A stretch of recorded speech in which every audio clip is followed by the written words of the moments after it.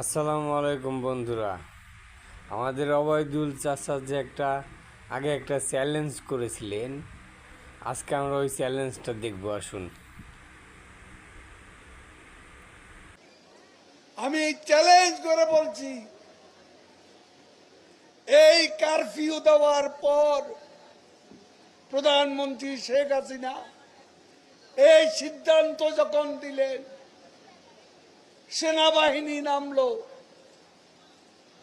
আজ কয়দিন আমি চ্যালেঞ্জ করছি, সেনাবাহিনী কোথাও একটা গুলিও ছোড়েনি, একটা গুলিও ছোড়েনি।